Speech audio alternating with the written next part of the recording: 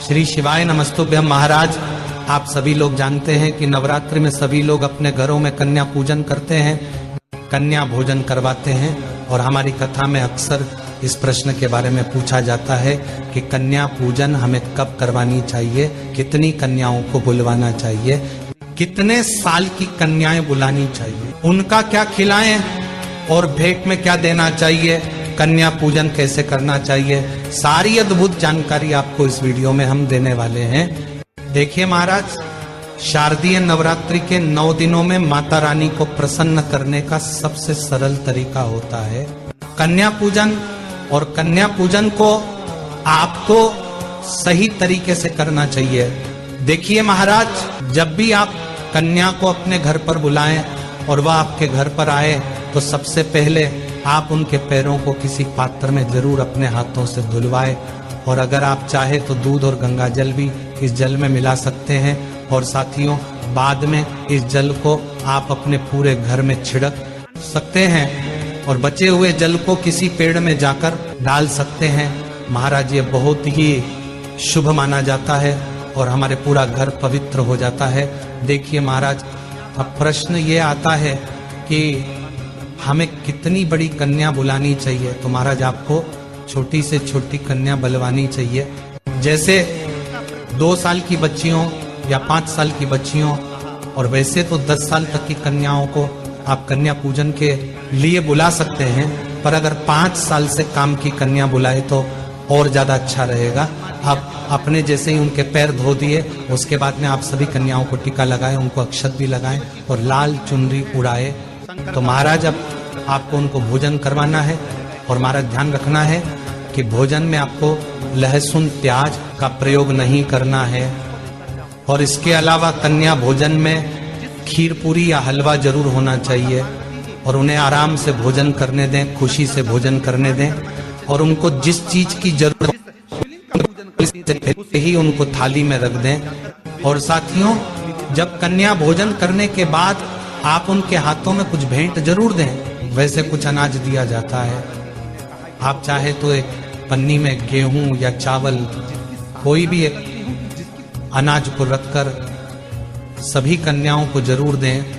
ऐसा करने से हमारे घर के धन के भंडार भरे होते हैं। और साथ ही में आप कोई फल जैसे केला या सेब फल और कुछ पैसे भी उनके हाथ में जरूर देकर भेजें। मेरे प्रिय साथियों, अब हम बात करते हैं कि आपको कन्या कितनी बुलानी चाहिए। तो देखिए, वैसे आपको 9 कन्याओं को बुलाना चाहिए और साथ में एक छोटे लड़के को भी जरूर बुलाना चाहिए, जिसको हम लंगागुर बोलते हैं। और इस चीज का थोड़ा ध्यान रखना है।